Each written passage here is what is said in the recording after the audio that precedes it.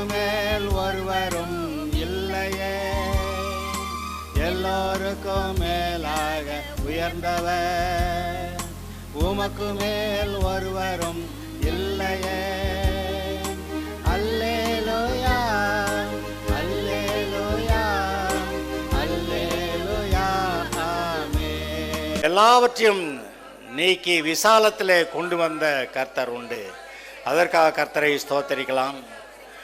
நீங்களும் உங்கள் பிள்ளைகளும் வீட்டார் எல்லாரும் சுகமாக இருப்பதே பெரிய அற்புதம். ஏனென்றால் நம்மை விழுங்கி போட வேண்டும் என்று வயதேடி சுற்றி திரிகிற பிசாசுகள் உண்டு. ஆனால் கர்த்தர் நம்மை காத்திருக்கிறார். சத்துருக்களுக்கு முன்னே நமக்கு ஒரு பந்தி ஆயத்தம் பண்ணி நம் தலையை எண்ணெயால் அபிஷேகம் பண்ணி இருக்கிற கர்த்தருக்கு ஸ்தோத்திரம். சத்துருக்களுக்கு முன்பாக என் தலையை எண்ணெயால் அபிஷேகம் பண்ணி நம்மை காத்திருக்கிற கர்த்தருக்கு ஸ்தோத்திரம். அல்லேலூயா. மரண இருளின் பள்ளத்தாக்க வழியாய் போனவர்கள் உண்டு, ஆனால் நீங்கள் காப்பாற்றப்பட்டிருக்கிறீர்கள். மரண இருளின் பள்ளத்தாக்கிலே நடந்தாலும் நான் பொல்லாப்புக்கு பயப்படேன் பயப்படேன் பயப்படேன் என்று சொல்லி ஜெயமாய் வந்தவர்கள் உண்டு. கர்த்தர் என் மெய்ப்பர். சொல்லுங்க, கர்த்தர் என் மெய்ப்பராய் இருக்கிறார், ஆதலால் நான் தாழ்ச்சி அடைவதில்லை, நான் தாழ்ச்சி அடைவதில்லை, நான் தாழ்ச்சி அடைவதில்லை. ஜீவனுள்ள நாளெல்லாம் நன்மையும் கிருபையும் என்னை தொடரும். ஏனென்றால் அவர் தம்முடைய ஆத்மாவின் தம்முடைய நீதி நிமித்தம் என்னை அவருடைய பாதையிலே நடத்துகிறார். அவருடைய பாதையிலே நடக்கிற எனக்கு இடறல் இல்லை. அவருடைய பாதையிலே நடக்கிற எனக்கு இடறல் இல்லை. சமாதானமாக அவரோடு கூட சேர்ந்து நடப்பேன். நோவாவை போல, ஏனோக்கை போல தேவனோடு கூட நடப்பேன். சாத்ராக் மேஷாக் ஆபேத்நேகோ போல கர்த்தருக்கு முன்பாக வைராக்கியமாய் ஒரு வாழ்க்கையை வாழுவேன். தானியேலும் அவருடைய நண்பர்கள் போல எந்த விதத்திலும் என்னை தீட்டுப்படுத்தாதபடிக்கு நடந்து கொள்ளுவேன். அல்லேலூயா. கர்த்தர் உங்களோடு கூட இருக்கிறார். இன்றைக்கு செய்தி அவர் உங்களோடு கூட இருக்கிறாருங்கிறத நீங்கள் பார்க்க வைக்கிறது தான். அவருடைய கண்களின் வழியாக நீங்கள் உங்களை பார்க்கணும். அவர் உங்களோட கூட இருக்கிறத நீங்கள் பார்க்கணும். அதற்காக ஜெபிக்கலாம். எல்லாரும் கரங்களை உயர்த்தி ஜெபிக்கலாம். கர்த்தாவே, நாங்கள் உம்மை ஸ்தோத்தரிக்கிறோம். நாங்கள் யார் என்று எங்களை பற்றி இந்த உலகத்தார் மூலமாய் மற்றவர்களோடு ஒப்பிட்டு கொள்ளும்போது எங்களை மிகவும் தரக்குறைவாய் தான் நாங்கள் பார்க்க முடிகிறது. ஆனால் உம்முடைய கண்கள் வழியாய் நீர் எங்களை எவ்வளவு மேன்மையாக கருதுகிறீர் என்று நாங்கள் பார்த்தால் அது எங்களுக்கு மிகவும் நன்மையாக இருக்கும். ஆதலால் இந்த நாளிலே இதற்கான இந்த செய்தியை நீர் கொடுக்கிறீர். அதை நாங்கள் நன்றாய் புரிந்து கொள்ள எங்களுக்கு நீர் கிருபை செய்யும். உம்முடைய கண்களில் நாங்கள் விலையேற பெற்றவர்கள், தேவனாலே பிறந்தவர்கள், உலகத்தை ஜெயிக்கிறவர்கள். ஜீவனுள்ள நாளெல்லாம் ஒருவனாகிலும் எங்களுக்கு முன்பாக எதிர்த்து நிற்பதில்லை. நீர் எங்களை விட்டு விலகுவதும் இல்லை, எங்களை கைவிடுவதும் இல்லை. எங்களோடு கூட இருக்கிறீரே, உமக்கு நன்றி. இது நாள் வரையும் கூட இருந்து காத்து வந்தீரே, உமக்கு நன்றி. தொடர்ந்து நீர் காப்பீர். நாங்கள் தான் ஏதோ எங்களை பற்றி தவறாக தரக்குறைவாய் நினைத்து கொண்டு இருக்கிறோம். ஆனால் உம்முடைய பார்வையிலே நாங்கள் விலையேற பெற்றவர்கள். நீர் எங்களை விலையேற பெற்றவர்களாய் கருதுகிறீர். நீர் எங்களை விலையேற பெற்றவர்களாய் கருதுகிறீர். நீர் எங்களை விலையேற பெற்றவர்களாய் கருதுகிறீர். அதே புரிந்து கொள்ளுதல் எங்களுக்கு உண்டாயிருக்க கடவுது. ஆவியானவர் எங்களுக்கு உண்டாக்குவாராக. இந்த உலகத்தில் பிசாசு எதையெல்லாமோ சொல்கிறான், அதெல்லாம் நாங்கள் கேட்க ரெடி இல்லை. எவ்வளவோ, அதாவது பிசாசு சொன்னால் பரவாயில்ல, ஊழியக்காரர்களும் மற்ற விசுவாசிகளும் சேர்ந்து பேசும்போது அது உண்மையாக இருக்குமோன்னு நினைக்கிற மாதிரிலாம் சில சமயத்தில் சொல்லிடுறாங்க. ஆனால் கர்த்தர், நீர் கர்த்தர், உம்முடைய வார்த்தை சத்தியம், மற்ற எல்லாம் பொய்யும் பொய்க்கு பிதாகமாக இருக்கிற பிசாசுடைய வார்த்தைகளை நாங்கள் அங்கீகரிக்க மாட்டோம். கர்த்தாவே, உமக்கு நன்றி. நீர் எங்களோடு கூட இருக்கிறீர். கரம் பிடித்து எங்களை நடத்துகிறீர். இதோ பாதை இதிலே நட என்று சொல்லுகிற சத்தம் எங்களுக்கு கேட்கிறது. அந்த கேட்கிறது எங்களுக்கு உண்டாகட்டும். நீங்கள் எப்படி கர்த்தருடைய வார்த்தையை கேட்கிறீர்கள் என்பதை பற்றி கவனமாயிருங்கள் என்று சொன்னீரே, இன்றைக்கு நாங்கள் கவனமாயிருக்க தீர்மானிக்கிறோம். நீர் எங்களுக்கு என்ன சொல்லுகிறீர், நீர் எங்களுக்கு என்ன சொல்லுகிறீர் என்று நாங்கள் கவனிக்க கவனமாயிருக்கிறோம். ஸ்தோத்திரம் கர்த்தாவே, எங்களை நடத்தும். இந்த நாளுக்காக உமக்கு நன்றி. தொடர்ந்து உம்முடைய பிரசன்ன வழிநடத்தல் எங்களுக்கு இருப்பதாக. இயேசுவின் நாமத்தில். வசனம் விதை போன்றது. பேசும்போது வசனத்தை நான் விதைக்கிறேன். என் வாயினால் நான் பேசும்போது நான் கர்த்தருடைய வசனத்தை விதைக்கிறேன். அப்போது விதை முளைக்கும், விதை முளைக்கும், முளை வளரும், முளை வளரும். அங்கே பயிர் உண்டாகும், கதிர் உண்டாகும், தானியம் உண்டாகும். பலனை நான் அனுபவிக்கலாம், பலனை நான் அனுபவிக்க முடியும். எனவே நான் எனக்கு வேண்டிய வார்த்தைகளை வாயை திறந்து பேசுவேன், பேசிக்கொண்டே இருப்பேன். கட்டாயமாக அந்த முளைக்கிற திறன், உள்ளே இருக்கிற விதை, கர்த்தருடைய வார்த்தை வேலை செய்யும். ஹல்லேலூயா. பறக்கவே முடியாது. ஒரு ஏரோப்ளேனை நிற்க வச்சு இது பறக்க போகுதுன்னு சொன்னாக்க, இது பறக்கும்னு சொன்னால் சின்ன பிள்ளையெல்லாம் என்ன சொல்லும்? பறக்காது. இது எப்படி பறக்கும்? இதுக்கு ரெக்கை இல்லை, இந்த ரெக்கை தான் இருக்குது, இது எப்படி பறக்கும்? இதுக்கு உயிரெலாம் இல்லை, எப்படி பறக்கும்? அப்படி தான் சொல்லுவாங்க. ஆனால் பெரியவங்க நமக்கு தெரியும் அது பறக்கும் என்று. தேவையான ஃபியூயல் போடணும், அதுக்குள்ளே எரிபொருள் போடணும். நம்ம பெட்ரோல், நம்ம காருக்கு போடுற டீசலெல்லாம் அதுக்கு ஊற்ற முடியாது. அதை ஊற்றுனீங்கனாக்கா அதெல்லாம் ஒன்றும் பறக்காது. அதுக்குன்னு தனி ஃபியூயல் இருக்குது. அதற்காக தயாரிக்கப்பட்ட அந்த எரிபொருளை ஊற்ற வேண்டும். அந்த எரிபொருள் அபிஷேகம். ஹல்லேலூயா. அது அந்த சுவிட்சை போட்டால் போதும், வாயை திறந்தா போதும், பேசுனா போதும், வாயில் அறிக்கை பண்ணால் போதும், சொன்னால் போதும், வேகமாக சொன்னால் போதும், அதிகமாக சொன்னால் போதும். அது அப்படியே மேலே ஏறி புவியீர்ப்பு விசையை அது பின்னாலே தள்ளிவிட்டு பறக்கும் விசை வேலை செய்கிறது போல உங்கள் வாழ்க்கையில் நடக்கும். ஹல்லேலூயா. எல்லாம் சரியாகும். ஹல்லேலூயா. இதுதான் பாருங்க, இன்றைக்கு நாம் பார்க்க போகிறது என்னன்னா, கர்த்தருடைய வார்த்தை. கர்த்தருடைய வார்த்தைப்படி செய்ய வேண்டும், அதன்படி நடக்க வேண்டும். அதற்காகத்தான் கர்த்தர் வார்த்தையை கொடுத்திருக்கிறார். கர்த்தர் மனிதனுக்கு வார்த்தையை கொடுத்திருப்பதே அந்த வார்த்தைப்படி நடப்பதற்காகத்தான். கடந்த வாரம் பார்த்தோம் இந்த இஸ்ரவேல் ஜனங்கள் எப்படி வாழ்ந்தார்கள் என்று. இஸ்ரவேல் ஜனங்கள் மோசே காலத்திலே மோசே சொன்னபடி கர்த்தருக்கு பயந்து வாழ்ந்தார்கள். அடுத்தது யோசுவா காலத்திலும் அவன் வழி நடத்தினான். யோசுவாவுக்கு பிறகு ஒரு சில நல்ல மூப்பர்கள் இருந்தார்கள், அவர்கள் கர்த்தருடைய வழியிலே நடத்தினார்கள். ஆனால் அதற்கு பிறகு இந்த ஜனங்களை வழி நடத்துவதற்கு ஆட்கள் யாரும் இல்லை. அப்போதப்போது ஒவ்வொரு நியாயாதிபதி எழும்புவான், அவன் வழி நடத்துவான். ஆனால் அந்த நியாயாதிபதிகள் காலத்திலே அவனவன் தன் தன் பார்வைக்கு சரி போனபடி செய்து வந்தான். தான் இஷ்டப்படி வாழ்ந்தார்கள். எது சரின்னு இவங்களா நினைக்கிறாங்களோ அதை செய்து வந்தார்கள். எனவே அவர்கள் அடிமைத்தனத்துக்கு உட்படுத்தப்பட்டார்கள். இந்த இஸ்ரவேல் ஜனங்களைப் போல அடிமைப்படுத்தப்பட்டவர்கள், சிதறடிக்கப்பட்டவர்கள், தோற்கடிக்கப்பட்டவர்கள் வேறு எந்த ஜாதியும் இல்லை. 430 வருடம் எகிப்திலே அடிமைத்தன வாழ்க்கை, 70 வருஷம் பாபிலோனிலே அடிமைத்தன வாழ்க்கை, இயேசு கிறிஸ்துவுக்கு பிறகு 2000 வருடங்கள் சிதறடிக்கப்பட்ட ஒரு வாழ்க்கை. அடிமைப்படுத்தப்பட்டார்கள் ஜனங்களால். ஏன் இந்த ஒரு தேசத்திற்கு, இந்த ஒரு ஜனத்திற்கு மட்டும் ஏன் இப்படி? ஏனென்றால் இவர்கள் வித்தியாசமான ஜனங்கள். இஸ்ரவேல் ஜனங்கள் தேவனுடைய ஜனங்கள்.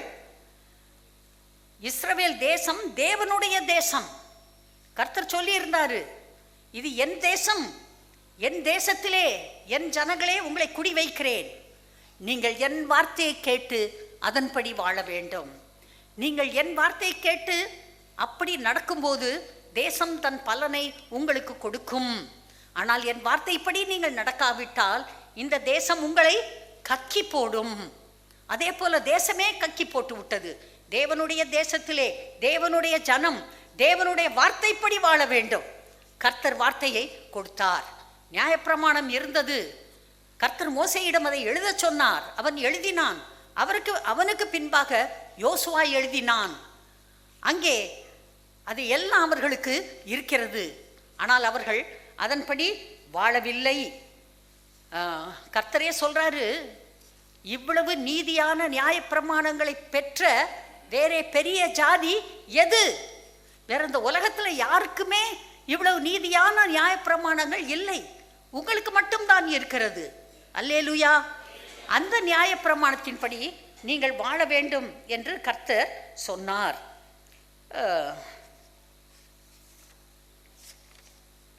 இவர்கள் இந்த நியாயாதிபதிகளுக்கு பின்பாக கடைசி நியாயாதிபதி நம்ம சாமுவேல் இருக்கான். சாமுவேலுக்கு முன்பாக ஒருவர் இருந்தார். அவருடைய பெயர் என்ன? ஏலி. ஏலி என்கிற ஆசாரியன் நியாயம் விசாரித்து கொண்டிருந்தான். அவன் நல்லா தான் பண்ணான். ஆனால் அவனுக்கு 2 மகன்கள், பொல்லாத மகன்கள், ஓப்னி பினகாஸ். கொஞ்சம் ரொம்ப பாவிகள், ரொம்ப தைரிய துணிச்சலானவர்கள். அங்கே பெலிஸ்தரோடு இவர்களுக்கு யுத்தம் வருகிறது. இஸ்ரவேலருக்கும் பெலிஸ்தர்களுக்கும் யுத்தம் வருகிறது. அந்த யுத்தத்தின் போது கர்த்தரை பற்றிய ஒழுங்கான அறிவு இல்லாத இந்த 2 பேரும் என்ன செய்தார்கள் தெரியுமா? உடன்படிக்கை பெட்டி, கர்த்தர் இவர்களோடு உடன்படிக்கை பண்ணி இருக்கிறார். இவர்கள் தங்கள் உடன்படிக்கையின் தங்கள் பகுதியை காத்து நடக்கும்போது கர்த்தர் தன்னுடைய பகுதியை காத்து இவர்களுக்கு பாதுகாப்பு கொடுப்பார். அவர்கள் இந்த பெட்டியை தூக்கி கொண்டு யுத்தம் நடக்கிற ஊருக்கு போய்விட்டார்கள். அவர்கள் நினைத்தார்கள், பெட்டி வந்தா போதும், ஜெயம் நமக்கு உண்டு, பெலிஸ்தர்களை இன்னைக்கு உண்டு இல்லைன்னு ஆக்க போறேன், ஏன்னா அந்த பெட்டி எங்களிடத்தில் இருக்கிறது அப்படி அவங்க நினச்சிக்கிட்டாங்க. இதுதான் பெட்டி. இந்த பெட்டி வந்தா போதும், பெட்டியை தூக்கி கட்டி பிடிச்சிக்கிட்டு பெட்டியனே காப்பாற்ற போகுது என்று அவர்கள் வந்தார்கள். ஆனால் பெட்டி அவர்களை காப்பாற்றவில்லை. அங்கே தோல்வியை சந்தித்தார்கள். ஓப்னி பினகாஸ் அங்கேயே யுத்த பூமியிலே செத்தார்கள். செய்தி கேட்ட ஏலி அங்கேயே செத்தான். அங்கே அவனுடைய மருமகள் பிள்ளை பெற்று அங்கேயே செத்தாள். ஒரே நாளிலே எக்கச்சக்கமான சாவு இஸ்ரவேல் தேசம் முழுவதிலும் இருந்தது. ஏனென்றால் வார்த்தைப்படி அவர்கள் நடக்கவில்லை, வார்த்தையை தேடவில்லை. வார்த்தை தெரியும், ஆனால் கீழ்ப்படியவில்லை. அதற்கு பிறகு சாமுவேல் வருகிறான். இந்த பெட்டி பெலிஸ்தருடைய தேசத்திலே 7 மாதம் இருந்தது. அந்த பெட்டியை ஒவ்வொரு ஊராக கொண்டுட்டு போகிறான். காத்து கொண்டு போகிறான், அஸ்கலோன் கொண்டு போகிறான், எக்ரோன் கொண்டு போகிறான். ஒவ்வொரு ஊராக 5 பெரிய ஊர் கொண்டு போகிறான். இந்த பெட்டி எங்கெல்லாம் போனதோ அங்கே இருக்கிற எல்லாருக்கும் மூலவியாதி, பத்தாததுக்கு அவர்களுக்கு சுண்டலிகள் வந்து அவர்களுடைய தேசத்தை எல்லாம் நஷ்டம், வெள்ளாமைகள் அத்தனையும் அழித்து போட்டு விட்டது. சுகமும் இல்லை, பணமும் இல்லை, பரிதாபமான நிலைமை பெலிஸ்தருக்கு. இந்த பெட்டி முதல்ல இங்கே இருக்கக்கூடாது, பெட்டியை அனுப்பு.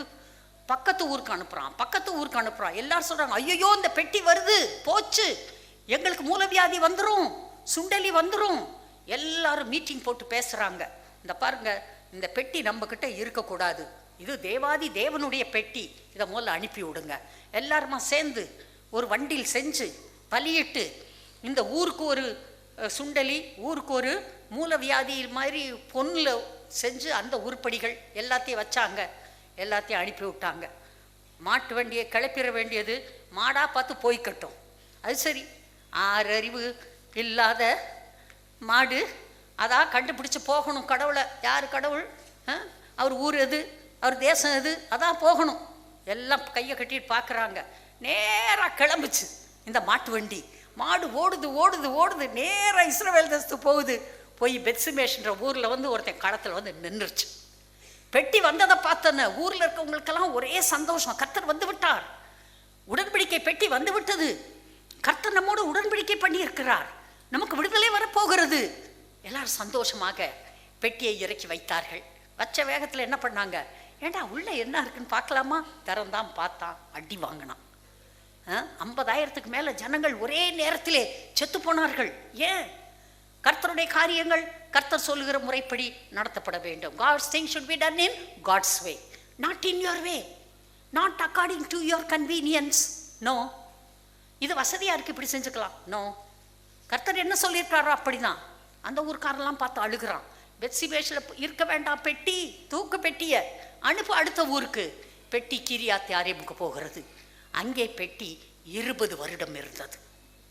20 வருடத்திலே யாருக்கு பெட்டியை பற்றி கவலை இல்லை. உடன்படிக்கை பெட்டியை தேடலை, கர்த்தரை தேடலை. அங்கே மேலே இருக்கிற கிருபாசன தண்டையிலிருந்து கர்த்தர் வரப்போகிறார், பேச போகிறார், அவருடைய வார்த்தையை கேட்க வேண்டும், அந்த ஆசை இல்லை. பெட்டி இங்கே பரிதாபமா கீரியாத்தியாரினுடைய வீட்டில், அந்த ஊரில் அபினதாபின் வீட்டில் பெட்டி 20 வருஷமா உட்கார்ந்துருக்கு. அன்பான தேவ பிள்ளைகளே, பெட்டி எங்கே இருக்கு? பெட்டி எங்கே இருக்கு? பெட்டி பீரோ மேலே இருக்கு, பெட்டி புக் ஷெல்ஃபில் இருக்கு. பெட்டி எங்கே இருக்கு? பத்திரமா டேபிள் மேலே அங்கேயே தான் இருக்கு. எனக்காவது எடுத்து தூசியை தட்டி பெட்டியை திறந்து பார்த்தா என்னப்பா பிரயோஜனம்? இந்த பெட்டி இங்கே இருக்கணும், இருதயத்தில் இருக்கணும். கர்த்தருடைய வார்த்தை இருதயத்தில் இருக்கணும். அப்பப்ப வசனங்களை பேசணும், சந்தோஷமா இருக்கும். கர்த்தருடைய வார்த்தையை பேசி பாருங்க. It gives you a lot of joy. மிகுந்த சந்தோஷம் உண்டாகும். மனம் சோர்வாக இருக்கிறப்ப நான்லாம் அதைத்தான் செய்கிறேன். அங்கே ஒரு இடத்துல உட்காந்துக்குவேன், வார்த்தையை பேசுவேன், பேசிக்கிட்டே இருப்பேன். என்னென்ன வசனங்கள் அதற்கு சாதகம், என்னுடைய சூழ்நிலைக்கு சாதகமான வசனங்கள் இருக்கிறதோ பேசணும். ஏன்னா நான் விதைக்கிறேன், அது முளைக்கும், அது வளரும், அது பலன் கொடுக்கும், அறுவடை கிடைக்கும், பெரிய அறுவடை கிடைக்கும். எனக்கு நல்லா தெரியும். அன்பானவர்களே, உங்களுக்கும் அப்படித்தான். இந்த உடன்படிக்கை பெட்டி, இந்த உடன்படிக்கை வார்த்தைகள் உங்கள் இருதயத்திலே இருக்க வேண்டும். வாசிக்கணும், வாசித்துட்டே இருக்கணும். இந்த அடுத்து சாமுவேல் வர்றான். சாமுவேல் வந்து இவர்களை வழிநடத்துகிறான், கடைசி நியாயாதிபதி. சாமுவேல் காலத்திலே நல்லா இருந்தது. ஆனால் சாமுவேலுக்கு 2 மகன்கள் இருந்தார்கள். போன தடவையே சொன்னேன். அபியா, யோவேல், 2 பேரும் 2 யூஸ்லெஸ் ஃபெல்லோஸ். பரிதானம் வாங்கினாங்க. ஜனங்கள் சொன்னாங்க, எங்களுக்கு ஒரு ராஜா வேணும். சாமுவேல் சொல்கிறான், என்னடா ராஜா? கர்த்தர் அவர் ஆளட்டும். முடியாது, எங்களுக்கு ராஜா வேணும். கர்த்தர் சொல்லிட்டாரு, நீ இதுக்கெல்லாம் கவலைப்படாத. அவர்கள் உன்னை தள்ளவில்லை, அவர்கள் என்னை தள்ளினார்கள். அவங்களுக்கு நான் வேண்டாம், ஏற்படுத்த ராஜாவை. ஆனால் ராஜாவை எப்படி செலக்ட் பண்ணுறது, அவன் என்ன செய்வான், எல்லாத்தையும் நான் உனக்கு சொல்கிறேன்ப்பா.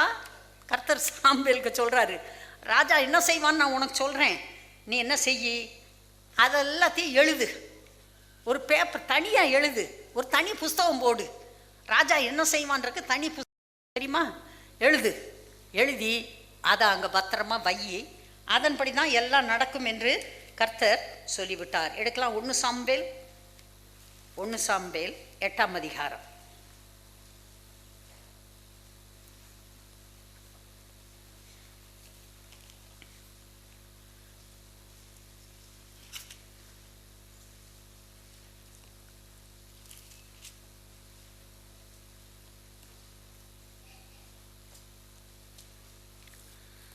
சாமுவேல் 8ஆம் அதிகாரம் 9வது வசனத்துக்கு வாங்க.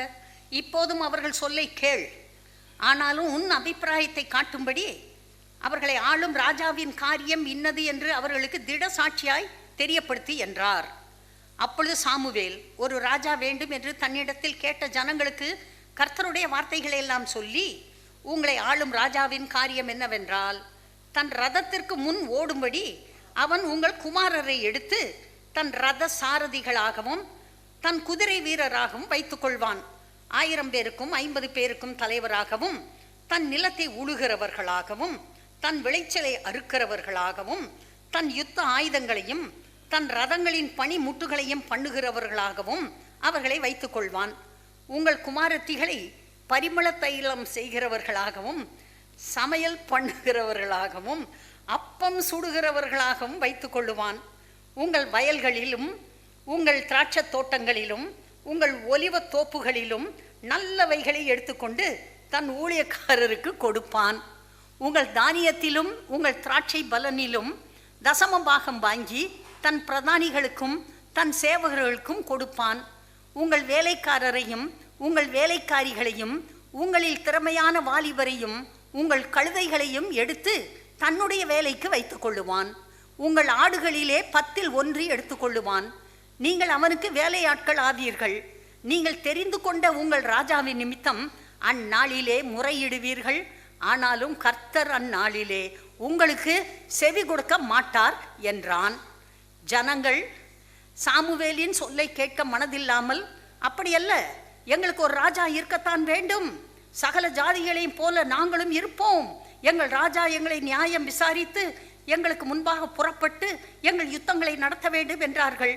சாமுவேல் ஜனங்களின் வார்த்தைகளை எல்லாம் கேட்டு அவைகளை கர்த்தரிடத்தில் தெரியப்படுத்தினான். கர்த்தர் சாமுவேலை நோக்கி, நீ அவர்கள் சொல்லை கேட்டு அவர்களை ஆள ஒரு ராஜாவை ஏற்படுத்து என்றார். அப்பொழுது சாமுவேல் இஸ்ரவேல் ஜனங்களை பார்த்து, அவரவர் தங்கள் ஊர்களுக்கு போகலாம் என்றான். எப்படி எல்லாம் வந்தீங்க, கர்த்தருக்கு முன்னால் ஸ்ட்ரைக் பண்ணீங்க, ராஜா கேட்டீங்க, ஓகே, ராஜா இப்படிலாம் செய்வார். நிலத்தை எடுத்துக்குவார், பலனை எடுத்துக்குவார், குமாரனை எடுத்துக்குவார், குமாரத்தை எடுத்துக்குவார், வேலைக்காரனை எடுத்துக்குவார். எல்லாத்துக்கும் அவங்க என்ன பண்ணாங்க? எல்லாம் சரி, எல்லாம் சரி, எங்கள் ராஜா வேணும், ராஜா எங்களை நடத்தணும். தேவனே, நீங்கள் ராஜாவை இருக்க வேண்டாம், எங்களுக்கு ஒரு ராஜாவை ஏற்படுத்தணும். சரி, கர்த்தரும் அதே போல் சாமுவேல்கிட்ட சொல்லிட்டாரு, சாமுவேலே, ஒருத்தனை அனுப்ப போகிறேன், நாளைக்கு இந்நேரம் ஒருத்தன் உன் வீட்டுக்கு வருவான், அவனை நீ ராஜாவா அபிஷேகம் பண்ணு. அதே போல் கீசுடைய குமாரனாகிய சவுல் வருகிறான்.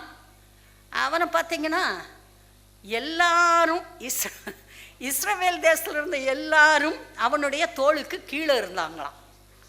அவ்வளவு உயரமான மனுஷன், ஆஜானுபாகவான உடம்பு, நல்ல கெட்டிக்காரன், நல்ல யுத்த வீரன். ஓகே, இந்த ராஜா எங்களுக்கு சந்தோஷம். அடுத்து 9:15 பாருங்க. சவுல் வர ஒரு நாளைக்கு முன்னே கர்த்தர் சாமுவேலின் காது கேட்க, நாளை இந்நேரத்திற்கு பென்யமீன் நாட்டானாகிய ஒரு மனுஷனை உன்றத்தில் அனுப்புவேன், அவனை என் ஜனமாகிய இஸ்ரவேலின் மேல் அதிபதியாக அபிஷேகம் பண்ண கடவாய். அவன் என் ஜனத்தை பெலிஸ்தரின் கைக்கு நீங்களாக்கி ரட்சிப்பான். என் ஜனத்தின் முறையிடுதல் என்னிடத்தில் வந்து எட்டினபடியினால் நான் அவர்களை கடாட்சித்தேன் என்று வெளிப்படுத்தியிருந்தார். சாமுவேல் சவுலை கண்டபோது கர்த்தர் அவனிடத்தில், இதோ நான் உனக்கு சொல்லியிருந்த மனுஷன் இவனே, இவன்தான் என் ஜனத்தை ஆளுவான் என்றார். கர்த்தர் சொல்றாரு, அவன் வந்து நிற்கிறான், இவனே, இவன்தான். எங்க எல்லாரும் இங்க பாருங்க, எல்லாரும் உங்க விரல நீட்டுங்க, சொல்லுங்க, இவனே, இவன்தான். இன்னொருக்கா சொல்லுங்க, இவனே, இவன்தான். கர்த்தர் உங்களை தான்ப்பா சொல்றாரு, நீங்க ராஜா, இஸ்ரவேலுக்கு இல்ல, உங்களுக்கு நீங்கள் ராஜா. இவனே, இவன்தான், இவன் வாழ்க்கையை வாழ வேண்டும், இவன்தான் இவனை ஆண்டு கொள்ள வேண்டும், இவன்தான் கர்த்தருக்கு வேண்டியவன். தெரியுதா? கர்த்தர் சொல்றாரு, இவன்தான், இவனே தான், இவனை அபிஷேகம் பண்ணு. அதே போல அபிஷேகம் பண்ணினான். பிறகு கழுதையை தேடி வந்தவன், கழுதையெல்லாம் கிடச்சிருச்சு, உன் ஊருக்கு போன்னு சொல்லிட்டு அனுப்பி விட்டாச்சு. பின்னால் இவனும் போகிறான். ஊரில் போய் இந்த ராஜா எங்கப்பா அப்படின்னு தேடினா ராஜா காணாம். எல்லாரும் தேடுறாங்க, ராஜாவை காணாம். கர்த்தர் சொல்கிறாரு, எல்லாம் தாங்க இந்த தளவாடங்கள் இருக்கிற இடத்துல ஒளிஞ்சிக்கிட்டு இருக்கான், சாமான் போட்டிருக்க இடத்துல. எல்லாரும் ஓடி போய் ராஜாவை தூக்கிட்டு வர்றாங்க. அவன் தான் ராஜா. ஆடாடா, கர்த்தரை தூக்கிட்டு வர்றது எப்படி இருக்கும்? இவனை தூக்கிட்டு வர்றாங்க பாருங்க. ஜனங்கள் தான் கேட்டாங்க, ராஜா எப்படி எல்லாம் செய்ய வேண்டும் என்பதை சொல்லிவிட்டார். இப்போது அவன் வந்து நிற்கிறான். 40 வருடம் அவன் இஸ்ரவேலை அரசாண்டான். கர்த்தர் அவனுக்கு வழிகாட்டுவதற்கு சாமுவேலை வைத்திருக்கிறார். முதல் 2 வருஷத்திலேயே செய்யக்கூடாத 2 மகா பெரிய தவறுகளை இந்த சவுல் செய்து விட்டான். என்ன செஞ்சான்? முதல்ல பெலிஸ்தரோடு யுத்தம் வருகிறது. இவன் சரி யுத்தத்துக்கு போகலாம் என்று ஜனங்களை எல்லாம் வர சொல்லுகிறான். கவனிங்க, எல்லா ஜனங்களும் வந்து காத்து இருக்கிறார்கள். ஆனால் இன்னும் சாமுவேல் வரவில்லை. சாமுவேல் வந்து ஜெபம் பண்ணி தான் யுத்தத்தை ஆரம்பித்து வைக்கணும், அவன் பலி செலுத்த வேண்டும். ஆனால் இன்னும் வரவில்லை. இவனுக்கு ஒரு மாதிரி ஆயிடுச்சு. தைரியமாக போய் ஒரு ஆடை எடுத்து பலி செலுத்தி கர்த்தர்கிட்ட விண்ணப்பம் பண்ணிட்டான். அவன் கரெக்டாக பலியிட்டு முடிக்கிறான். சாம்பேல் வந்து ஏறுறான். சாம்பேல் கேட்க, என்ன செய்தீர்? அவன் சொல்றான், பாருங்க, துணிஞ்சு செஞ்சேன், நீர் வரல, ஜனங்கள் என்னை விட்டுட்டு போறாங்க, யுத்தம் நடக்க வேண்டும், பெலிஸ்தரோடு யுத்தம், ஆனா நீங்க வரல. ஆண்டவர் சொன்னாரு, சாம்பேல் சொல்றான், நல்லா கர்த்தருடைய வார்த்தை கேட்டுக்க, நீ மதியீனமான காரியத்தை செய்தாய். நீ அவசரத்துக்கெல்லாம் அப்படி செய்யக்கூடாது. என்னுடைய நியாயப்பிரமாண வார்த்தை என்ன சொல்லுகிறதோ அதன்படி செய்ய வேண்டும். லேவியர்கள், ஆசாரியர்கள் வந்து அந்த இடத்திலே ஊழியம் செய்ய வேண்டும். ஆசாரியனுக்கு தான் பலி செலுத்த உரிமை இருக்கிறது, ராஜாவுக்கு கிடையாது. நீ ஏன் இப்படி செஞ்ச? நீ ஒன்றும் ராஜாவா இருக்க போறது கிடையாது. அடுத்தது இன்னொரு தவறு செய்தான். அமலேக்கியரோடு யுத்தம் பண்ண சொல்றாரு கர்த்தர். என்னுடைய ஜனங்கள் எகிப்திலிருந்து வர்றப்ப அமலேக்கு அவங்கள நல்லா விசாரிக்கல, அவங்களுக்கு தொந்தரவு கொடுத்தாங்க. போய் அமலேக்கியரோடு யுத்தம் பண்ணு. யுத்தம் பண்ணி அமலேக்கியரை வீழ்த்தி விட்டு அங்கே இருக்கிற ஆடு மாடு எல்லாத்தையும், மனிதர் எல்லாத்தையும் நீ காலி பண்ணணும். இவன் போறான், யுத்தம் பண்றான், ஜெயிக்கிறான். ஆனால் கர்த்தருடைய வார்த்தைக்கு செவி கொடுக்கவில்லை. ஆடு மாடுலாம் பார்த்தா கொழு கொழு நல்லா இருக்கு, எல்லாத்தையும் பிடிச்சிக்கிட்டான். இந்த ராஜாவையும் பிடிச்சிக்கிட்டான், எல்லாத்தையும் கொண்டு வர்றான்.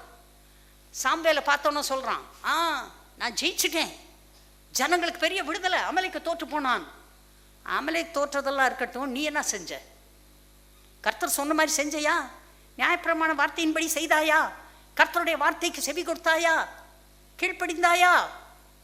ஆமா, நான் கரெக்டா நான் செஞ்சு முடிச்சு ஜெயத்தோட வந்துட்டேன். அப்ப என் காதுல விழுகிற ஆடு மாடுகளுடைய சத்தம் என்ன? என் காது கேட்குதே, ஆடு கத்துது, மாடு கத்துது. நல்லா செஞ்சுட்டேன். இந்த ஜனங்கள் தான் தேவனுக்கு பலியிடுவதற்கு ரொம்ப பட்னியா இருக்காருல்ல, சாப்பிடல, அத்தனை ஆடு மாடையும் ஆண்டவர் தான் சாப்பிட போறாரு. பசியா இருந்தாலும் உனக்கு சொல்லேன், மலைகளில் மேய்கிற ஆடு மாடுகள் எல்லாம் என்னுடையது, 1000 10,000 மேய்ந்து கொண்டு இருக்கிறது. ஒன்றை நான் கேட்டு வாங்குவேனா? என்னுடைய ஜனத்திற்காக நான் பழி வாங்குகிற நேரத்திலே நீ வந்து தலையிட்டாய், எனக்கு பிரியமில்லாதை செய்தாய். நிச்சயமாக இனிமேல் உன்னை ராஜாவாக வைக்க மாட்டேன், உன்னை விட உத்தமமான ஒருவனை நான் தெரிந்து கொண்டேன். அவன் தான் தாவீது. பாருங்க, சவுல் முதல் ராஜா 40 வருடம் அரசாண்டான். ஆனால் அவன் முதல் 2 வருஷத்திலேயே செய்யத்தகாததை செய்தான்.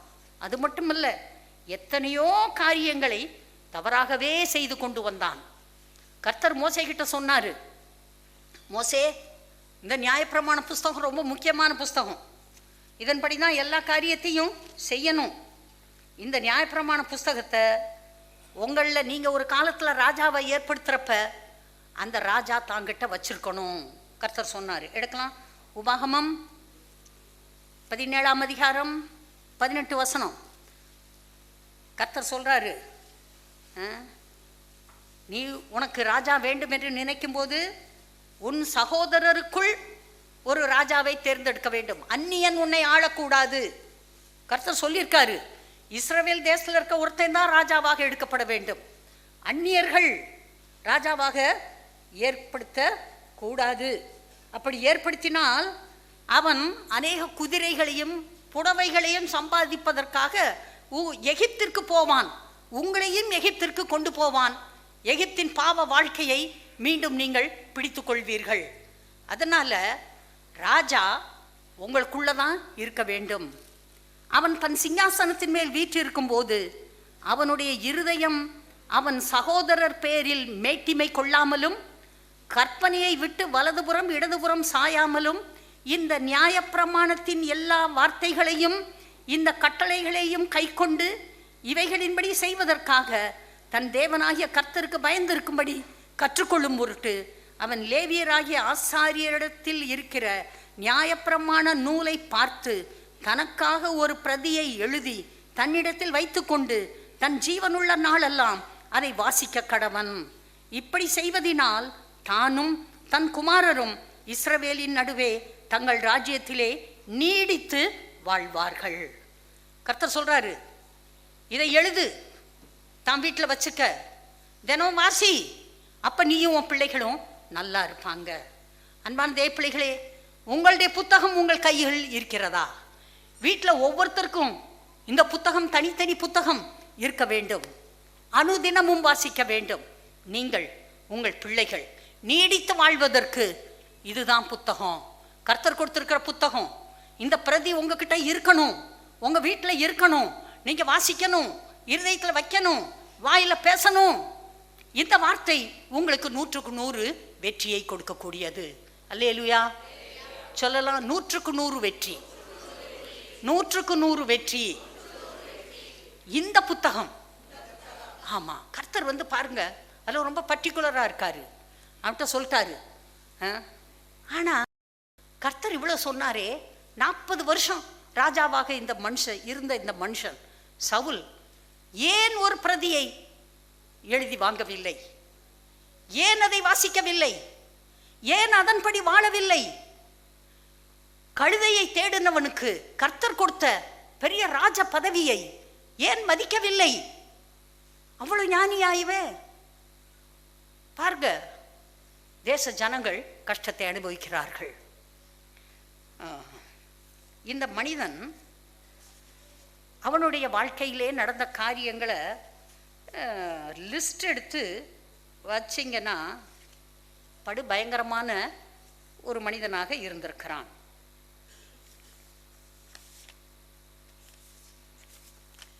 இவன் சவுலின் காலத்திலே சாமுவேல் தீர்க்கதரிசி இருந்தார். அந்த தீர்க்கதரிசியுடைய வார்த்தையை இவன் கேட்கவில்லை, கீழ்ப்படியவில்லை. சவுல் ஒரு பக்கம் ராஜாவா இருந்தாலும் சாமுவேல் தன்னுடைய வேலையை ஒழுங்காக செய்தான். ஊர் ஊராக சென்று நியாயம் விசாரித்தான் என்று வாசிக்கிறோம். ஆலோசனைகளை கொடுத்தான் என்று வாசிக்கிறோம். எல்லாவற்றையும் சாமுவேல் நடத்துகிறான். ஆனால் சவுல் கர்த்தருக்கு கீழ்ப்படியவில்லை. கர்த்தர் இவனை ராஜாவாக அபிஷேகம் பண்ணுகிற நாளிலே கர்த்தருடைய ஆவியானவர் இவன் மேல் வந்து இறங்கி இருந்தார். தேசத்தை ஆளுவதற்கு வேண்டிய அபிஷேகத்தை கர்த்தர் அவனுக்கு கொடுத்திருந்தார். ஆனால் என்றைக்கு இவன் கீழ்ப்படியாமல் போனானோ அன்றைக்கு இவனுக்குள் இருந்த அந்த அபிஷேகம், பரிசுத்த ஆவியானவர் இவனை விட்டு போய்விட்டார். நிரந்தரமாக தங்குகிற ஆவியானவர் அவனுக்குள்ளே இருக்கவில்லை. அவர் போனது மட்டுமல்ல, பொல்லாத ஆவி இவனுக்குள்ளே வந்து உட்கார்ந்து கொண்டது. அந்த பொல்லாத ஆவி இவனை போட்டு அலைக்கழிக்கிறது. ஒரு ராஜா பேய் பிடிச்சவனாய் இருந்தா, அந்த பேய் அவனை அலட்டுனா அவன் எப்படிதான் அந்த ராஜ்யத்தை நடத்த முடியும்? என்ன ஞானம் இருக்கும்? என்ன தெளிவு இருக்கும்? என்ன ஜனங்களுக்கு ஆலோசனை அவனால் கொடுக்க முடியும்? எப்படி யுத்தங்களை நடத்த முடியும்? என்ன அறிவு இருக்கும்? ஒன்றுமில்லை.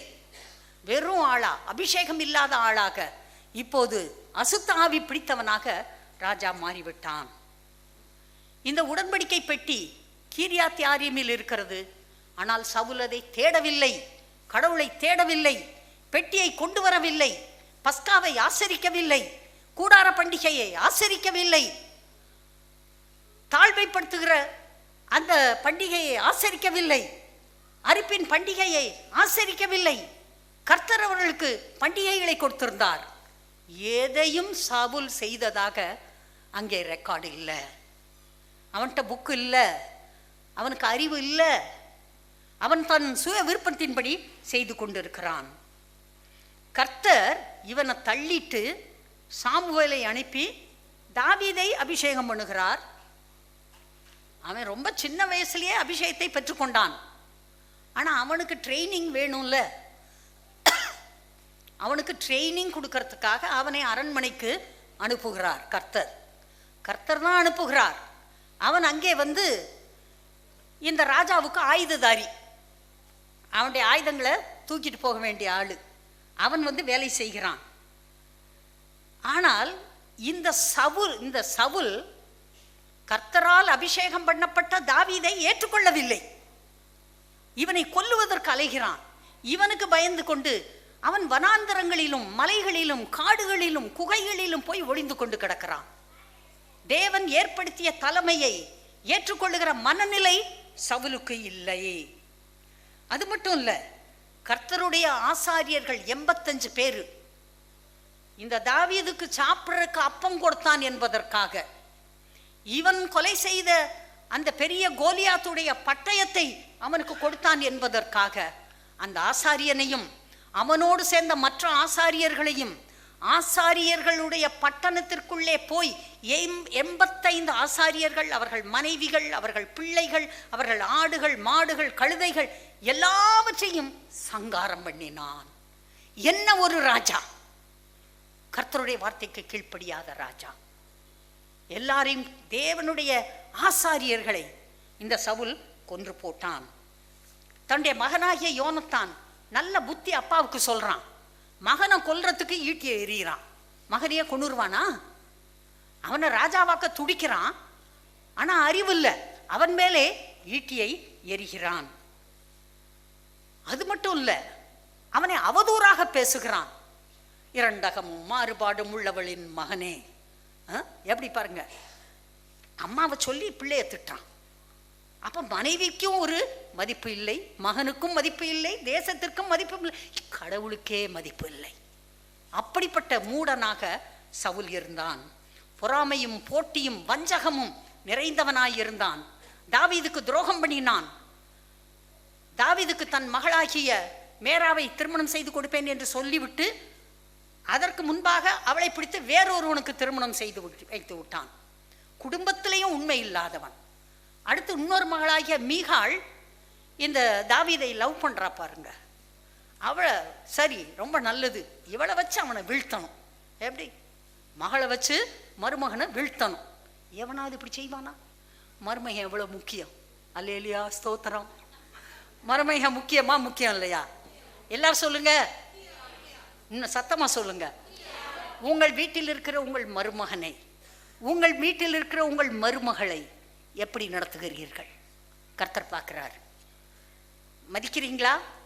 மரியாதை கொடுக்குறீங்களா? அன்பு காட்டுறீங்களா? சாப்பாடு நல்லா போடுறீங்களா? வேண்டியதை வாங்கி கொடுக்குறீங்களா? மகளுக்கு ஒன்று ஒரு மாதிரி, மருமகளுக்கு இன்னொரு மாதிரி. ஒரு கண்ணுக்கு வெண்ணெய், ஒரு கண்ணுக்கு சுண்ணாம்பு. மகனுக்கு ஒரு மாதிரி, மருமகனுக்கு ஒரு மாதிரி இருக்குது. இந்த சவுலின் ஆவியை இயேசுவின் நாமத்தில் விரட்டி விடுங்க. இதெல்லாம் இருக்கக்கூடாது. அன்பினால் நடத்தப்பட வேண்டும். அல்லேலூயா. எல்லாரும் சொல்லலாம், அன்பினால் குடும்பம் நடத்தப்பட வேண்டும். சில சமயம் சின்ன சின்ன காரியங்கள் நடக்கலாம். அதனால் என்ன, மகனுக்கு மகளுக்கு மன்னிக்கிறது போல மருமகனுக்கும் மருமகளுக்கும் மன்னிக்க வேண்டியது தானே. குடும்பம் ரொம்ப முக்கியம். இங்கே ஒரு அம்மா பாருங்க, கண்டிப்பான்னு சொல்கிறாங்க. நம்ம சர்ச்சிலேயே சீனியர் லேடி அவங்க தான். அவங்களுக்கு தான் நல்ல இந்த வாழ்க்கையை பற்றியெல்லாம் தெரியும். அடிப்பட்டவங்க அவங்க நல்ல அழகாக சொல்கிறாங்க. ஓகே, அப்புறம் என்ன பண்ணான்னு தெரியுமா? குறி சொல்கிற ஒரு பெண்ணுக்கிட்ட போகிறான். போய், இந்த யுத்தத்தில் நான் ஜெயிப்பனா, கொஞ்சம் அஞ்சனம் பார்த்து சொல்லு. அவ சொல்கிறா, ஐயோ எல்லாம் செய்யக்கூடாது, சவுல் என்னை தேசத்தை விட்டு துரத்திடுவாரு, கொன்னுருவாரு.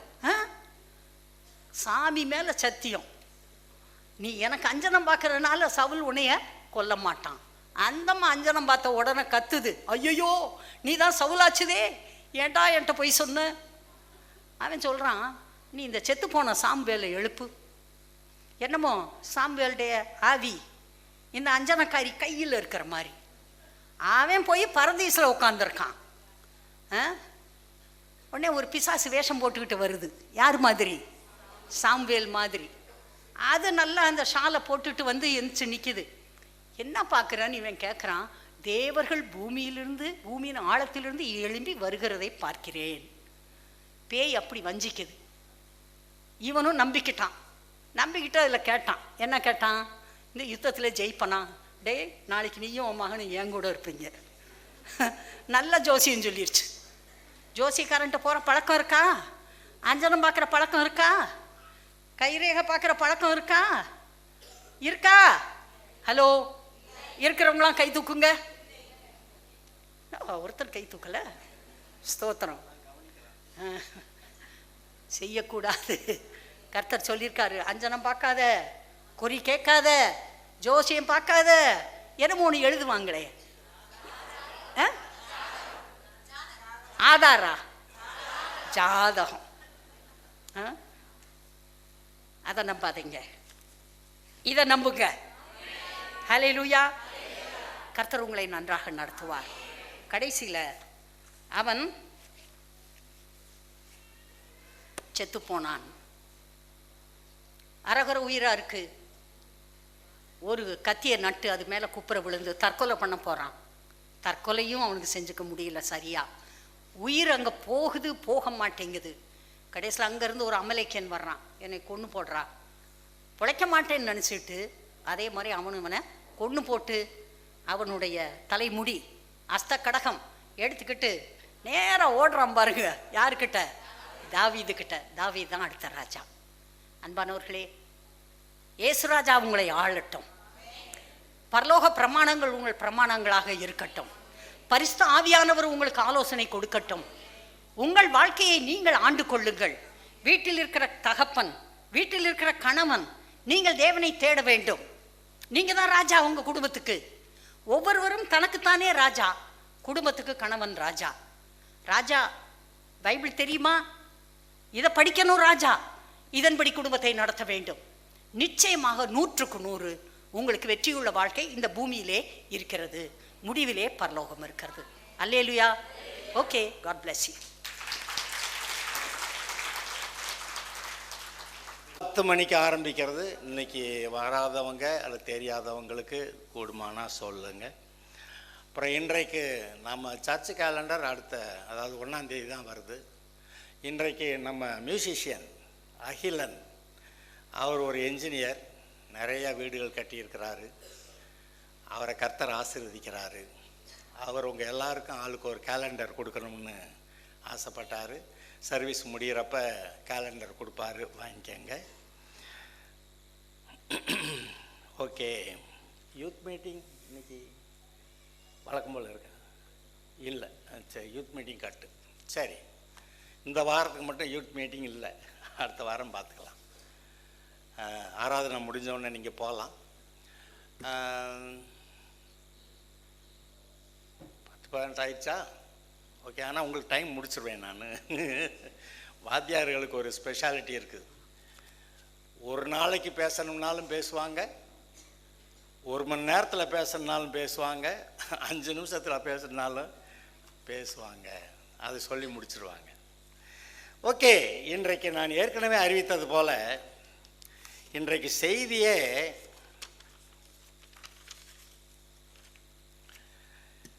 நீங்கள் உங்களை தேவனுடைய கண்களினாலே, கண்கள் மூலமாய் நீங்கள் பார்க்க வேண்டும்.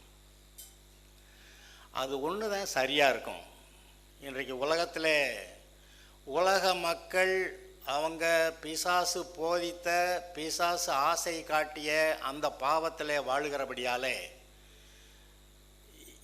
இந்த உலக மனிதர்கள் யாருக்குமே நல் மனசாட்சியே இல்லை. எப்படியா அப்படி சொல்லிட்டீங்க? நீங்கள் எல்லாரையும் போய் பார்த்துட்டு வந்துட்டீங்களா? ஆமாம், பாவம் செய்கிறவங்க எல்லாருடைய இருதயத்திலும் குற்ற மனசாட்சி தான் இருக்கும். அதை சரி கட்டுறதுக்கு என்னவாவது பேசுவாங்க.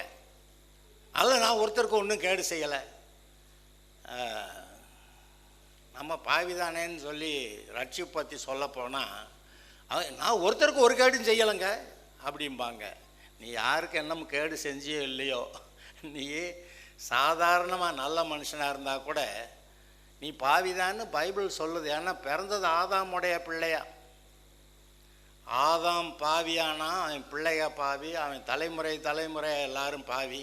இன்றைக்கி சில சமயத்தில் நம்மளே பொறாமைப்படுகிற அளவுக்கு ரட்சிக்கப்படாத ஆட்கள் பார்வைக்கு உலக மனிதர்களுடைய பார்வையில் நல்லவர்களாக இருக்கிறார்கள். உலக மனிதருடைய கண்ணோட்டத்தில். ஆனால் தேவனுடைய கண்களிலே ஆதாமுடைய சந்ததியாக எல்லாரும் பாவி தான் போ. அதனால் இயேசுவானவர் பிறக்க வேண்டுமானால் ஆதாமின் சந்ததியாக இருக்கிற ஒரு மனிதனுக்கு பிறக்க முடியாது. அப்படி பிறந்துட்டு அவன் பாவியாக இல்லாமல் இருக்க முடியாது.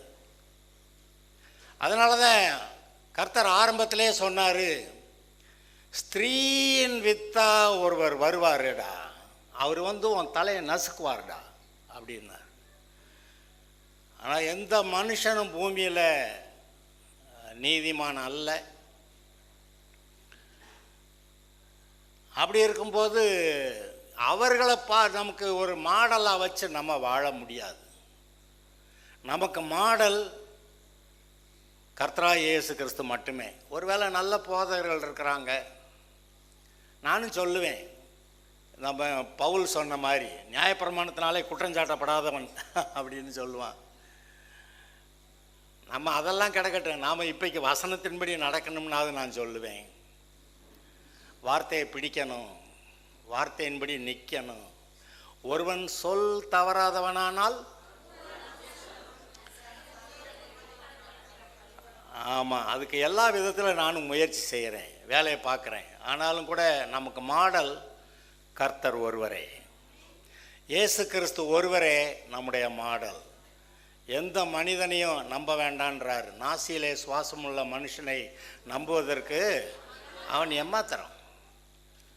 அது சிலர் அவன் மோசம், இவன் அதில் மோசம், இவன் அதில் மோசம்னு சொல்கிறாங்க. கர்த்தர் என்ன சொல்கிறாரு? நீ மற்றவங்களை ஒருத்தனு குற்றவாளியாக தீர்க்காத. ஏன்னா கடைசிக்கு நீ ஒரு நாளைக்கு அதை செய்யும்போது கடைசிக்கு நீயே உனக்கு பிரச்சனையாக உண்டாக்கிக்கிற அப்படின்றார். அதாவது மற்றவங்களை குற்றம் சொல்கிறதே அது நமக்கு சில விதத்தில் நம்மை பாடுபடுத்துகிறது. அதனால் இந்த உலகத்தில் எந்த மனிதர்களும் நமக்கு மாடல் அல்ல. கர்த்தராகிய இயேசு கிறிஸ்து மட்டுமே நமக்கு ஒரு மாடல். உங்கள் முன்னாடி நான் அந்த மனுஷன் மாதிரி நல்லவனாக இருக்கேன், இன்னும் அதெல்லாம் பண்ணக்கூடாது. இயேசு கிறிஸ்து போல் நடக்கணும்னு. ஒருவேளை இயேசு கிறிஸ்து போல் நீங்கள் நடக்கலை, அதனால் இப்போ ஒன்றும் உட்காந்து அழுக வேண்டியதில்லை. நான் இந்த விஷயத்தில் தப்பு பண்ணிட்டேன்னா ஐயோ அழுவுங்க, ஆனால் மனம் திரும்புங்க. மனம் திரும்பிட்டு இயேசுவை போல் வளருங்க. இந்த கிறிஸ்தவ வாழ்க்கையிலே கர்த்தர் நமக்கு வாழ்நாளெல்லாம் கிறிஸ்துவுக்குள் வளருகிற ஒரு வாழ்க்கையை கொடுத்திருக்கிறார். கிறிஸ்துவுக்குள் வளர்கிற ஒரு வாழ்க்கை. இப்போ சொன்னேன், தேவனுடைய கண்கள் மூலமாய் நாம் எப்படிப்பட்டவர்கள் நாம் பார்க்கணும். நான் ஏற்கனவே சொன்னேன், அந்த ராட்சதர்கள் கண்கள்லேயும் இவங்க வெட்டுக்கிளிகள் மேலே தான் இருந்தாங்கன்னு இந்த இஸ்ரவேலர் சொல்கிறாங்க. நான் அப்போ யோசித்தேன், இவங்க அவங்க கண்ணு உள்ளுக்கு போய் பார்த்தாங்களா அப்படின்னு. ஆனால் அது பார்க்குறது சுலபம். அவங்களும் சொல்லிட்டாங்க. இன்றைக்கு அநேகர் நம்ம நல்லா இருந்தோம்னா நல்ல மனுஷையா அப்படின்னு நல்லா பார்த்து சொல்கிறாங்க. நம்மளை பிடிக்கலைன்னா ரொம்ப தரக்குறைவாக, ஏளனமாக, கேவலமாக பார்க்குறாங்க. அந்த பார்வையை நமக்கே எல்லாம் விளங்குது. அப்படி இருக்க நீங்கள் தேவன் உங்களை பார்க்கறது போல் பார்க்கணுன்னு ஏன் சொல்கிறேன்னா, இவர் ஒருத்தர் தான் உங்களை உண்மையாய் புரிந்து கொண்ட ஒருவர். இவர்கிட்ட தான் போய் எல்லா ரகசியங்களையும் நீங்கள் சொல்லலாம். ஐயோ இவர்கிட்ட சொன்னால் எங்கே போய் எல்லாருக்குமே தெரிஞ்சு நம்மளை கேவலப்படுத்தி விடுவாங்களோ. அந்த வேலையே இல்லாத ஒருத்தர் கர்த்தர் மட்டும்தான். உங்களுக்கு எவ்வளவு நல்லா தெரிந்தவர்கள், உயிர் நண்பன், உயிர் நண்பி, நம்ப முடியாது. மெஷர்டு வேர்ட்ஸ், யாருக்கிட்ட என்ன சொல்லலாங்கிறத அளந்துதான் பேச வேண்டும். கர்த்தர் நம்ம கொடுத்துருக்கிற கட்டளை அது. சில காரியங்கள் அமைதியாக இருக்கணுமா, ரகசியமாக வைக்கணும், சொல்லக்கூடாது அப்படி இல்லை. Keep quiet. அமைதியாக அதை பற்றி பேசாமல் இருந்தாலே நம்ம கேவலப்பட மாட்டோம். சொல்லிதான் நம்ம நாமளே கேவலப்படுத்திக்கிற மாதிரி ஆகும். சொல்லாதீங்கன்றார். சரி, இப்போ தேவன் பார்க்கறது போல நீங்கள் உங்களை பாருங்கள். உண்மையாக சொல்கிறேன், இந்த உலகத்தில் வேறு யாருமே கிடையாது உங்களை மேன்மையாக கருதுகிற, நினைக்கிற ஆள் யாராவது இருக்காங்களா? பெற்றோர்கள் மட்டும்தான் பிள்ளைக்கு சந்தோஷமாக ஆசையாக சாப்பாடு போட்டு சாப்பிடுன்னு சொல்லுவாங்க. பெற்றோர்கள் மட்டும்தான் பிள்ளை வளர்றதை பற்றி சந்தோஷப்படுவாங்க. அப்பா 5 அடி இருப்பார், பிள்ளை 5.5 அடி வளர்ந்துருப்பான். பார் என்னை விட வளர்ச்சியாக இருக்கான் பார், சந்தோஷமாக தான் சொல்லுவாங்க. என்னை விடவா வளர்றான் அப்படி சொல்ல மாட்டாங்க.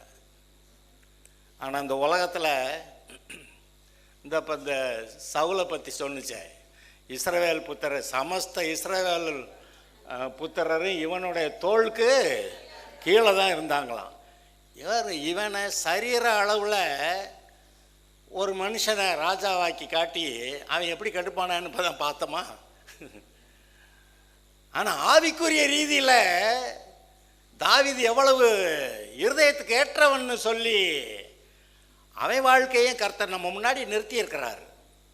சவுல் இந்த உலக பிரகாரமான விதத்தில் எல்லா சமஸ்த இஸ்ரவேலரை காட்டிலும் உயர்ந்த வளர்ந்தவன், அழகானவன். ஆமாம், ரைட் தான், தாவீது அழகானவன் இல்லையா? தாவீது அழகானவனாக இருந்தான்.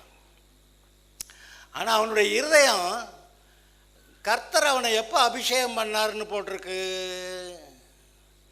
அவன் கர்த்தரை துதித்து பாடுறதுக்கு முன்னாடி ஆடு மேய்க்கிறப்பவே அவனை கர்த்தர் வந்து அபிஷேகம் பண்ணிட்டாரா? இல்லை, அவன் கர்த்தரை ஆடு மேய்க்கிற போது பாடி துதித்து கர்த்தர்கிட்ட ரொம்ப பிரியமாக கர்த்தரின் மேய்ப்பராக இருக்கிறார், நான் தாழ்ச்சி அடையவில்லைன்னு சொல்லி அப்படி பாடிக்கொண்டிருந்தவனை தான் கூப்பிட்டு வச்சு அதுக்கப்புறமா அபிஷேகம் பண்ணுறாரு ராஜாவாக இருக்கும்படி. உங்களையும் ராஜாவா ராணியாதான் வைப்பாரா வச்சிருக்கிறாருங்கிறதுக்கு வசனம், நம்ம ராஜாக்களும் ஆசாரியர்களும் ஆக்கின தேவன். எங்க வெளிப்படுத்தின விசேஷத்தை முதல் அதிகாரத்தில் இருக்கு, பார்க்க வேண்டாம், எனக்கு டைம் இல்லை தான் நான் முடிக்கிறேன். நீங்கள் தேவனுடைய கண்ணோட்டத்திலே, அதாவது அவர் கண்களுக்குள்ளேருந்து பார்க்கறதுன்னா அவர் கண்ணோட்டத்தில் நீங்கள் எப்படி ஆளுன்னு நினைக்கிறீங்க? அவர் என் பிள்ளைன்றாரு, தேவனால் பிறந்தவன்றாரு, உலகத்தை ஜெயிக்கிற ஆளுங்கிறாரு. நீ வந்து கிறிஸ்துவுக்குள்ள என் பக்கத்தில் உட்காரு அப்படின்னு பக்கத்தில் உட்கார வச்சாருன்றாரு. உங்களை நீதிமான்கிறாரு, பரிசுத்தவான்கிறாரு, தேவனுடைய மகிமையை பெற்றவர்கள்னு சொல்கிறாரு. இந்த உலகத்தில் ஒருத்தருமே உங்களை எதிர்த்து நிற்க முடியாதுன்றாரு. ஜீவன் உள்ள நாளெல்லாம் உங்களை எதிர்த்து நிற்கிறது, ஏன்னா என்னுடைய ஆவியானவர் உனக்குள்ளே இருக்கிறாரு அப்படின்றாரு. உபாகமம் 28 போட்டிருக்கிற முதல் 14 வசனங்களில் இருக்கக்கூடிய ஆசீர்வாதமெல்லாம் என் பிள்ளைக்கு அப்படின்றாரு. சங்கீதம் 1 முதல் 3 வசனத்தில் நீர்க்கால்களின் ஓரமாய் நடப்பட்டு தன் காலத்தில் அவர் கண்ணு அப்படி தான் பார்க்குது. நீங்கள் பார்க்கறது தான் வித்தியாசமாக இருக்குது. சமயத்தில் அடிச்சுக்கிருவேன் நான் சரியாக பார்க்கணுன்னு. நீங்கள் நீர்க்கால்களில் ஓரமாய் நடப்பட்டு தன் காலத்தில் தன் கனியை கொடுக்குற இலையுதிராது இருக்கிற மரத்தை தான் அவர் பார்க்குறாரு. கிதியோன் என்ன பண்ணா, ஐயோ பெலிஸ்தர் வர்றாங்க, மீதியானியர் வர்றாங்க, ஐயோ நம்ம என்ன இருக்கிறத காப்பாற்றணும் அப்படின்னு வேகமாக அவன் இங்கே தானியத்தை போரடிச்சுட்டு இருக்கிறானா. ஆனால் இவர் வந்து என்ன பண்ணுறாரு, இவர் என்னன்னு பார்த்தாராம் கிதியோனை, பராக்கிரமசாலியை. என்ன அங்கே சரியா ஒன்று கர்த்தருக்கு விவரம் தெரியாதா அப்படின்னு நம்ம நினைக்கலாம். ஆனால் அவருடைய பார்வையில் அவன் யாரு? அப்படி ஆனானா இல்லையா? பராக்கிரமசாலியே என்னாரு? உங்களை பார்த்தான் கர்த்தர் சொல்றாரு பராக்கிரமசாலியேன்னு. நீங்கள் கர்த்தருடைய கண்ணோட்டத்திலே நீங்கள் உங்களை பாருங்கள். உங்களை தரக்குறைவாக என்றைக்குமே, ஒருவேளை ஏதாவது பாவத்தை செஞ்சு தொலைச்சிருந்தா கூட சரியாகிக்கிற வேண்டியது ஆகிட்டு நீங்கள் உங்களை தரக்குறைவாக பார்க்கக்கூடாது. நீங்கள் ஏதோ ஒரு பாவம் செஞ்சிட்டீங்கன்னா தேவனுடைய பிள்ளை இல்லையா நீங்கள்? ஹலோ, ஐயோ ஆண்டவரே எதையோ விழுந்து தொலைச்சிட்டேன், கர்த்தாவே என்னை காப்பாற்றணும். அதனால தான் தாவீது எவ்வளோ பெரிய பாவம் செஞ்சாருந்தாலும் அவனை மன்னிச்ச ஒருபாடு அவனை பற்றி இன்னமும் சரி அதோட விட்டார, அவன் செத்து போயிட்டான்டான்னு விட்டா அதோட அவன் கணக்கை முடிச்சிடலான்னு பார்த்தா, அப்புறம் அவனுக்கு பின்னாடி ஒரு ராஜா வர்றான், அவனுக்கு பின்னாடி ஒரு ராஜா வர்றான். நீ என்னுடைய தாசனாகிய தாவீதை போல ஒழுங்கல்லடா. யார் தாசனாகிய தாவீது? ரொம்ப யோக்கியான, ரொம்ப கேட்டிக்காரு, நல்லா அப்படி தான் பார்த்தாரு அவனை. அவர் அப்படி தான் பார்த்தாரு. ஹலோ, அவர் அப்படி பார்த்தாரா இல்லையா? இப்போ நீங்கள் என்னன்னு பார்க்க போறீங்க உங்களை? ஆனால் சரியாகிக்கணும். அவன் சரியாகிக்கிட்டான், கர்த்தர்கிட்ட அந்த மன்னிப்பையும் பெற்றுக்கொண்டான். அந்த அவர் கர்த்தர் கொடுத்த நல்ல பேரை விடாமல் பிடிச்சிக்கிட்டான். கர்த்தர் அவனுக்கு நான் உனக்கு ஒரு வீட்டை கட்டுவேன் அப்படின்னு சொல்லி கர்த்தர் அவனுக்கு சொன்னதை அவர் செஞ்சே விட்டாரு. கடைசியில் அவனுக்கு சொன்னதை சாலமோன் கேட்டுட்டு, கர்த்தாவே என் தகப்பனுக்கு நீர் சொன்ன மாதிரி எனக்கு செஞ்சிருங்க ஆண்டவரே அப்படின்னு கேட்குறான். அப்போ அவருடைய பார்வை, அவருடைய கண்ணோட்டம், அவர் சொல்லிய வார்த்தைகள், அவர் உங்களை எப்படி பார்க்கிறார் என்று நீங்கள் பார்த்தாலே இந்த என் பிரசங்கம் முடிஞ்சு போச்சு. இவ்வளவுதான் செய்தி. இதை நீங்கள் பார்க்க கூடுமானா உங்களை தோற்கடிக்கக்கூடிய எந்த வல்லமையும் பூமியில் கிடையாது. நீங்கள் உங்களை எப்படி பார்க்கிறீர்களோ நீங்கள் அப்படித்தான் இருக்கிறீர்கள். உங்களை பற்றி நீங்கள் என்ன நம்புகிறீர்களோ நீங்கள் அப்படித்தான் இருக்கிறீர்கள். நான் சுத்தம் இல்லை, நான் அசுத்தமாக இருக்கேன், நீங்கள் அசுத்தம் தான். இல்லை, கர்த்தர் என்னை கழுவி இருக்கிறாரு, நான் பரிசுத்தமாக்கப்பட்டிருக்கேன், நீ பரிசுத்தம் தான். என்ன அது, நீ உன்னை பற்றி என்ன சொல்றியோ அதை நான் அங்கீகரிக்கிறேங்கிறார். உனக்கு என்ன வேணும் கேளுன்றார். இந்த நன்மையும் தீமையும், ஜீவ விருட்சமும் மரண விருட்சம், இந்த முன்னாடி உனக்கு என்ன வேணும், என்ன வேணும்னு நமக்கு அது நல்லதா எடுக்கக்கூட நமக்கு அறிவு இல்லையா? நல்லதை பார்த்து ஜீவ விருட்சம், நல்லது கர்த்தர் இயேசு ஜீவ விருட்சம். இந்த ஒரு மரம் நிற்குது, எல்லாரும் கேலி பண்ணுவாங்க, கிறிஸ்துமஸே கொண்டாடக்கூடாது, இவன் மரத்தை வேறங்க நட்டு வச்சிருக்கான். அவங்க என்ன சொன்னா என்ன, அவன் அன்னைக்கு அந்த மரத்தை பழத்தை தின்னு விட்டு அவன் செத்துப்பானே.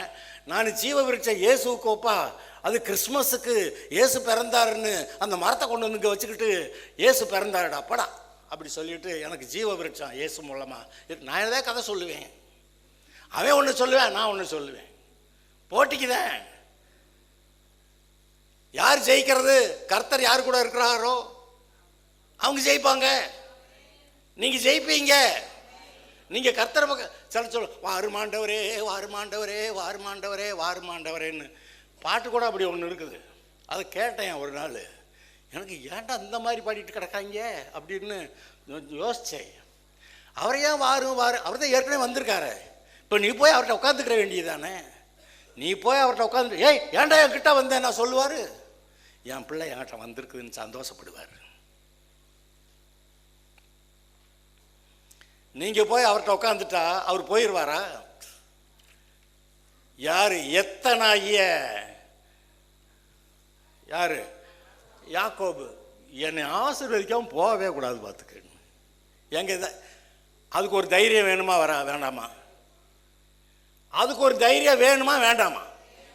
என்னை ஆசீர்வதிக்கணும்னு கெஞ்சறது இன்னைக்கு பொதுவாக விசுவாசிகள்லாம் கெஞ்சுறாங்க, என்னுடைய அது கர்த்தாவே அது இல்லாட்டி கிடக்குது இந்த இதாவது ஆண்டவரே. அப்போ அது எவ்வளோ பெரிய ஆசீர்வாதத்தை வேண்டான்னு கோட்டை விடுறாங்க. இவங்க கர்த்தருக்கு கன்செஷன் கொடுக்குறாங்க. ஏன் கர்த்தருக்கு கன்செஷன் கொடுத்தா தான் கொடுப்பாரோ? அவர் அவ்வளவுக்கு ரேஷனில் பிரித்து தாண்டா கொடுக்க வேண்டி இருக்குது, என்கிட்ட ரொம்ப இல்லைடா அப்படி எதுன்னு சொல்கிறாரா? இவனே ரேஷனுக்கு போகிறான், இவனே என் கர்த்தருக்கு கன்செஷன் கொடுக்குறான். கர்த்தாவே ஏசு கரெக்டாக சொன்னார், பிதாவுடையதெல்லாம் என்னுடையது, என்னுடையதெல்லாம் இப்போ நம்முடையதுன்னு வேற சொல்லிவிட்டாரு. ஹலோ, பிதாவுடையதெல்லாம் என்னது, என்னுடையதெல்லாம் இப்போ உங்களுதுன்னு வேற சொல்லிவிட்டார். கிறிஸ்துவோட யுவர் கோஹேர்ஸ், உடன் சுதந்திரர், எல்லாம் வாங்கிக்க எடுத்துக்கன்றார். அதாவது உங்களால் அனுபவிக்க முடியாத அளவுக்கு ஆசீர்வாதத்தை கர்த்தர் கொடுக்குறாரு. நம்ம டெல்லியில் ஒரு வீடு இருக்குது, 1000 ரூமு. 1000 ரூம் இருக்கிறதுனால தினம் ஒரு ரூமில் போய் படுத்துக்கிற முடியும்?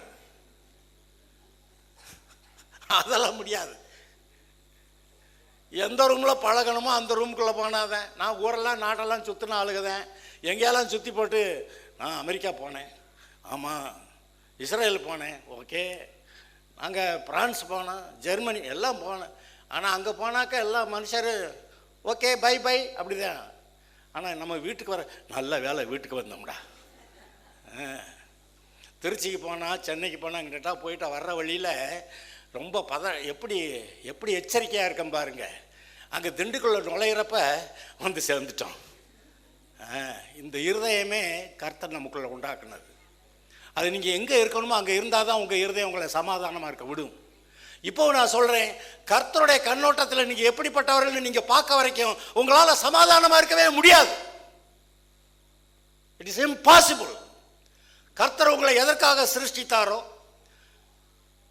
கர்த்தர் உங்களை எப்படி வைத்தாரோ அப்படி நீங்கள் வரும் வரைக்கும் உங்களுக்கு சமாதானமே கிடையாது. உங்களுக்கு எவனுக்கே சமாதானம் கிடையாது. நானாக இருந்தாலும் சரி, அவர் என்னை எதற்காக படைத்தாரோ, எப்படி படைத்தாரோ அதை நான் ஒத்துக்கொண்டு அதுக்கு வரணும். அது வரைக்கும் சமாதானம். இந்த ஒரு இதில் ஏன் விட்டான், இங்கே என்னத்தை விட்டான் அப்படின்னு நான் ஒரு தடவை கர்த்தர்ட்ட சொன்னேன், அது விவரம் இல்லாதப்ப நான் இப்படி அப்படியெல்லாம் வேண்டிக்கிட்டேன் ஆண்டவரே.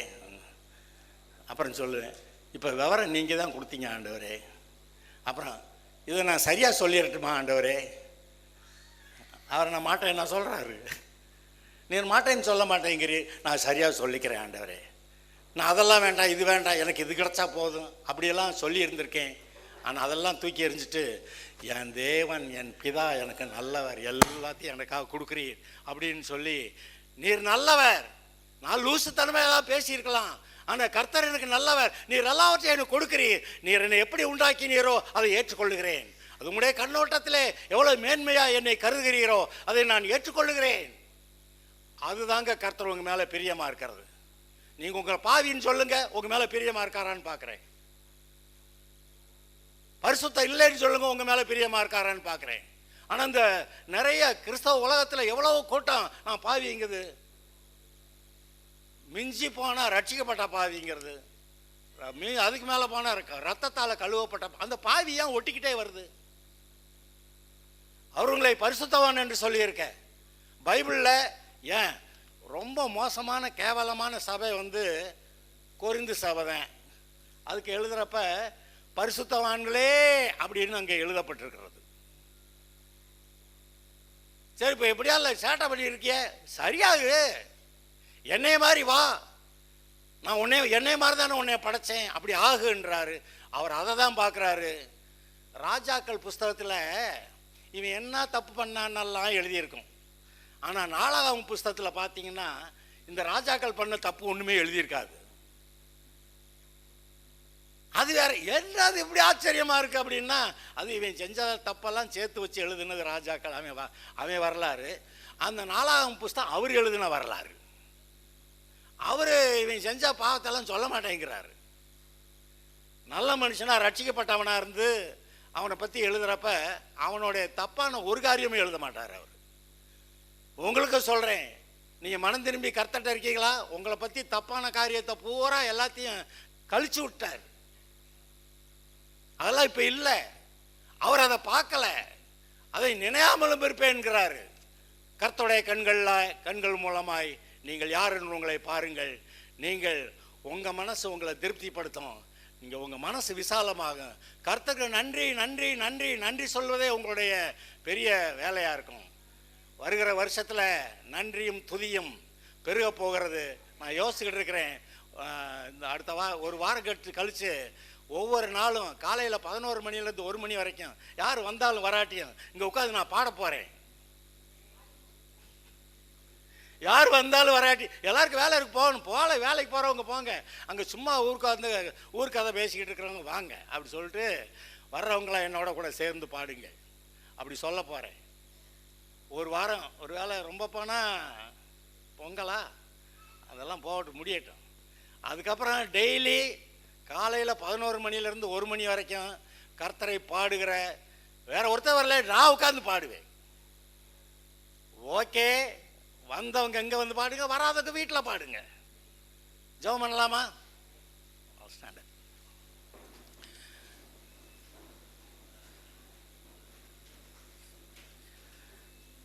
இதுவரை நடத்தினீர், இனிமேல் நீதிமான்களுடைய பாதை. ஆமாம், அந்த நல்ல நல்ல வெளிச்சமாக இருக்கிறத பார்க்கணும்.